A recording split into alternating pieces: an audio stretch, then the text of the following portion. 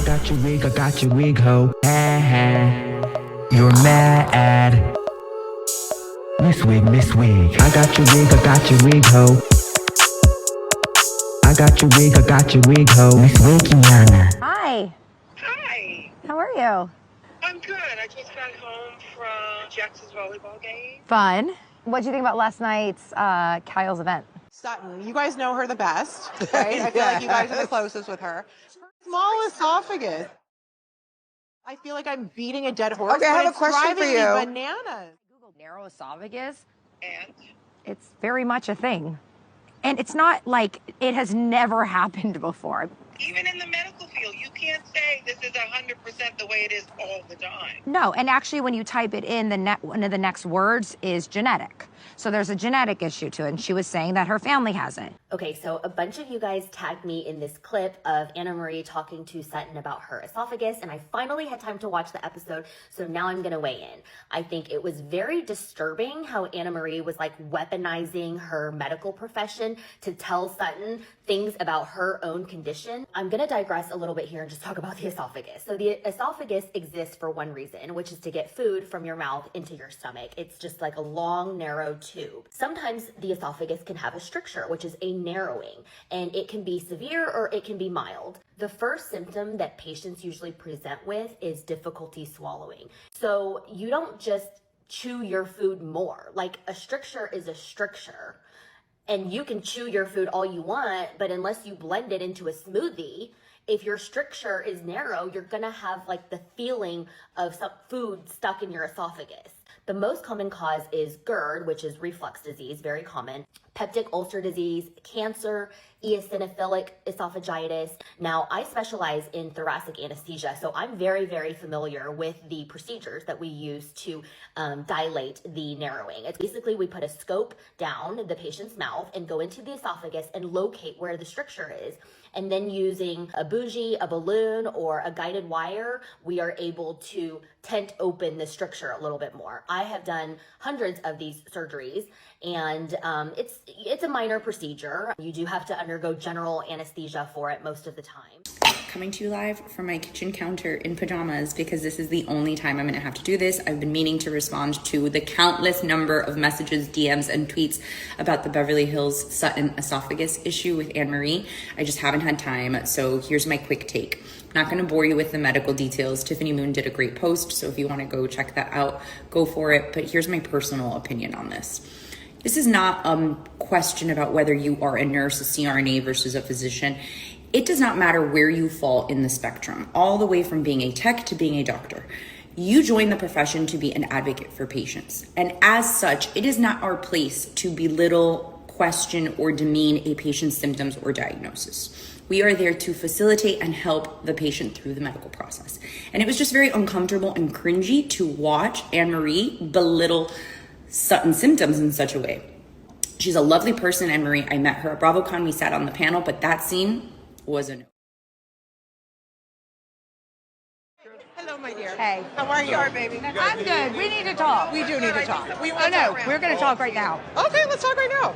Go to the bar. Just say leave. Don't say go to the bar. For the bar. All right, I love it. You picked the wrong person. Seriously, Sutton, let me explain something Excuse me, to you ma'am. first. Excuse me, ma'am. Sutton. No, ma'am. Let me explain. No, something. ma'am. I don't yell. So if you want to make me yell, I I'm will not match yelling. your tone. Literally, Sutton approached me like I had been warned she would do. Everyone's like, oh, wait till Sutton yells at you. And I'm like, come again? Here we go again. Someone's about to be toothless at this table in a minute.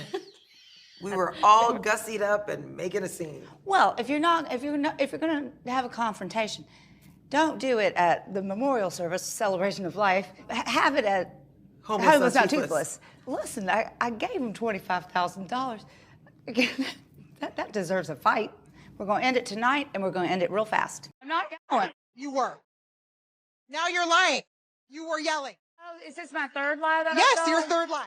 What was the first two? The first one was that her doctor said she can drink and have gabapentin at the same time. Which he did. Well, you can't. I have a board-certified doctor, GI, that I've seen. So I know what I have. Anybody would have asked their colleagues, Anybody would have looked at her like she had two heads for saying something that didn't make sense, and then anybody would have been like, why are you yelling at me, crazy lady? Because you were the one who lied. How dare you keep bringing my medical conditions up to people? Right. She won't stop. And I am tired of talking about it. This is why I say Sutton likes to do all the questioning. She likes to get messy with other people and poke and prod into their business. The reason why I initially asked you here is because of your TikTok video you did after watching Real Housewives of Beverly Hills a couple weeks ago. Now, you were tagged in this clip a lot about Annemarie Wiley, the new cast member, which I have not really taken to yet, but she was using Sutton's small, dainty esophagus against her in a conversation. And I still was I was having a hard time understanding large esophaguses, small esophaguses, strictures. Can you walk us through that? What actually is a small esophagus? What is a stricture? How do you deal with these things? Okay, yes. I want to thank the people who tagged me and brought it to my attention because I am not caught up on this season's Real House of Beverly Hills because I just have a lot going on. And it kept showing up in my social media. And I watched the clip, but then I didn't feel that I could speak about it until I saw the whole episode because you can't just watch a clip out of context. So I watched the whole clip and I was like, oh no, it wasn't out of context. Like she was this bad. So the esophagus is a tube that connects your mouth to your stomach. And it can have scar tissue, which is called a stricture. That can be high up in the esophagus or more commonly lower down in the esophagus, right where the esophagus meets the stomach.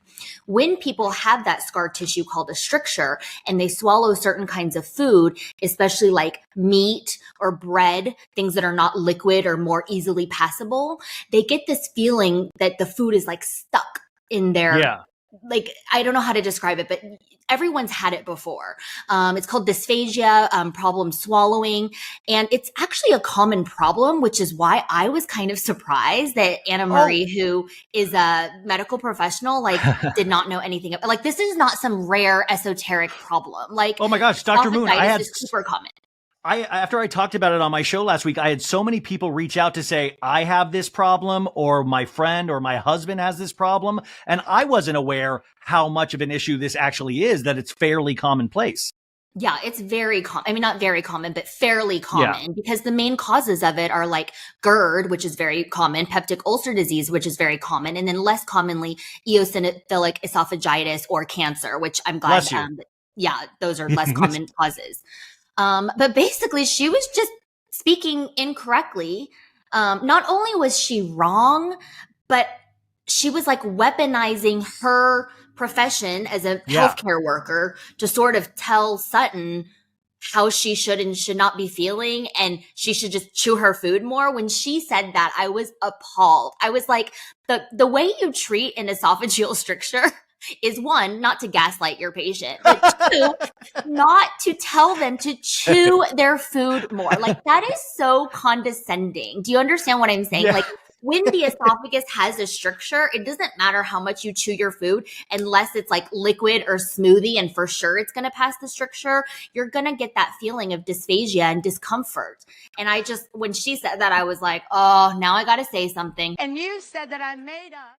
I didn't say you made it up. You said she lied. I scoured all of my medical books. I went to work. I asked questions. I asked anesthesiologists. I asked ENTs. They said, you can say that to a lay person, but if you say that to someone in medicine, you look stupid. I said what she said does not make sense medically.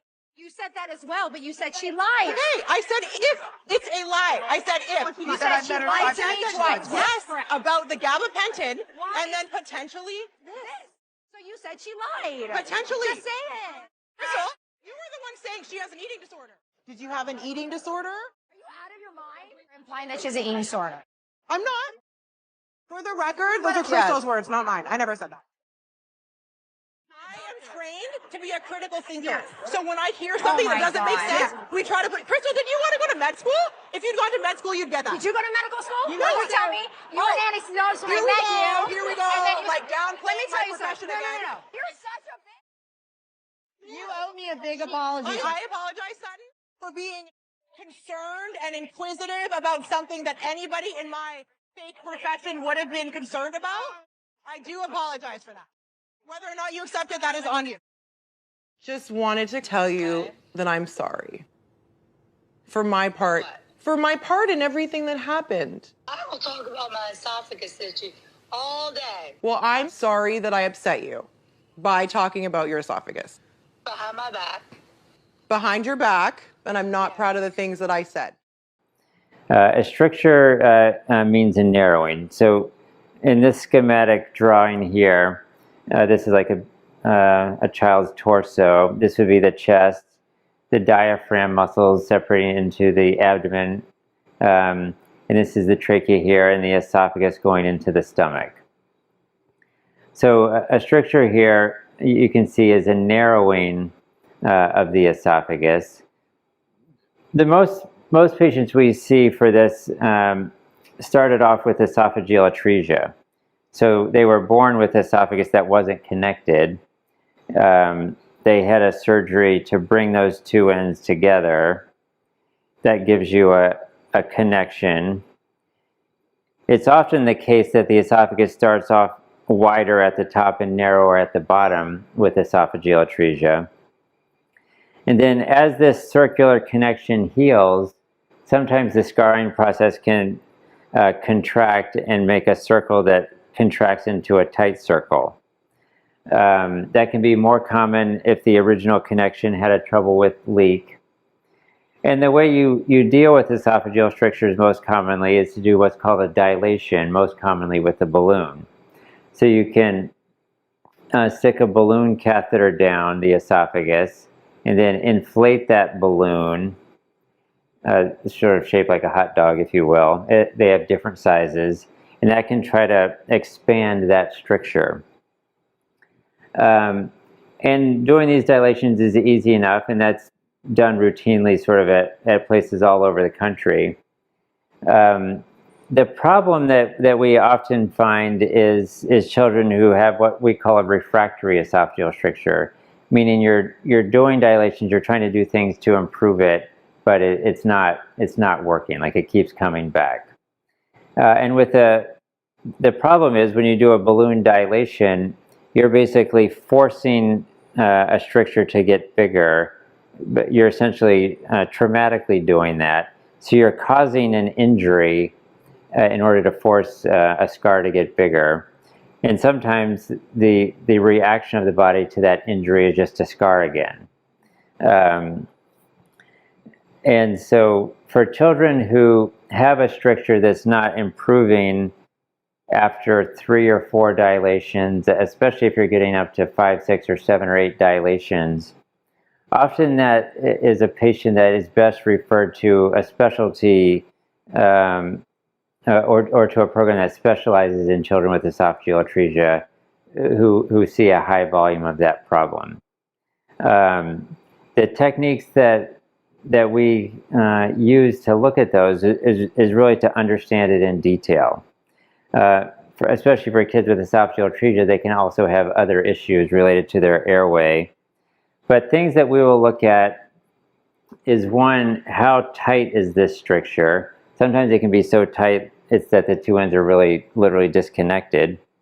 How long is it? Is it very short? Or sometimes we'll see a stricture that can look like this. It's just really long. It'd be unusual to be able to get a stricture that looks like that to improve only with balloon dilations. Sometimes you'll see a stricture that is actually very short and even asymmetric. The other issues we'll see with strictures is, where is the stomach? Sometimes with esophageal atresia, in order to bring the esophagus together, we see cases where the stomach is actually pulled up into the chest. These kids often have worse reflux disease that also impacts the stricture. And it also means that the esophagus is too short at 2 different areas. It's too short at the level of the stricture. For example, here, you're missing that amount of esophagus. But if the stomach is also pulled up above the diaphragm, you're too short on the esophagus by that amount too. And so these are some of the details we'll look at to decide what's the best way to handle a stricture. And to be honest, it's often just looking at it directly with experienced eyes to see how is this stricture responding to dilations. The techniques that are very common for us to employ are the endoscopic techniques include steroid injections. Sometimes that can limit the scarring response. So as you traumatize the stricture to make it bigger, if you inject steroids, sometimes you can take the edge off the scarring response and get a less severe scar in response to it. Strictures like this, you can often do a cutting procedure through the endoscope. It's not very common for GI doctors to do that, but for our program here, Dr. Wilsey, who sees a lot of kids with this problem, is very experienced with that. And that can make a big difference in sort of removing some scar by cutting it, so that, which a balloon often won't do. And then sometimes you frankly have to make a decision that certain strictures are better to reoperate on and to go back and sort of cut out the stricture and to redo the connection. And for that, you have to think about where the stomach is. And this would be an area of basically reoperative esophageal surgery or reoperative esophageal atresia surgery. What we found is if you take a comprehensive approach and look at all the different types of strictures and different aspects and options you have, we would have a very high success rate to find a solution so that you're not dependent on recurrent dilations and finally get to a place where you can eat well by mouth without getting food stuck or other problems. Get her, get her, get her, get her, get her, get her, get her, get her, get her, get her. You such a sweetheart. Give me your address, bitch. Get her. Oh, you. Okay, wait a minute. You a gaslighting, lying ass, tired ass bitch. When did Crystal sit there and say that girl had an eating disorder when she herself has had and dealt with a eating disorder? Now, why would she even say such and accuse somebody of having that? Your dumbass was sitting there saying that and accusing her of such for a storyline. And now you want to say that Crystal did? Girl, you are sitting here gaslighting the house down. Did you have an eating disorder? Are you out of your mind? You're implying that she has an eating disorder. I'm not. For the record, those are Crystal's words, not mine. I never said that. I am trained to be a critical thinker. So when I hear something that doesn't make sense, we try to put... Crystal, did you want to go to med school? If you'd gone to med school, you'd get that. Did you go to medical school? Exactly, Crystal. Eat Miss Mary Antoinette up in this bitch, or Miss... What's her name? Annemarie. Eat Miss Annemarie up, like I just said, okay? Because she don't know what she's talking about. We don't know if she really went to medical school because the facts of what she's saying don't seem to be true. As the Throat Association came out and said that whatever you're saying is false, along with other nurses coming forward and saying that you're lying and don't know what you're talking about. So again, I don't want to play you, as I know going to nursing school can be hard and long and strenuous and stuff like that, but you may need to go back because it's clear, well, at least to other people, you don't know what the fuck you're talking about.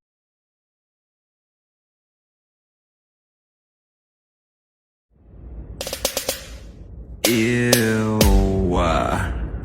Like JK, but like maybe not. But thank you for watching. But you hating ass bitches always have something to say.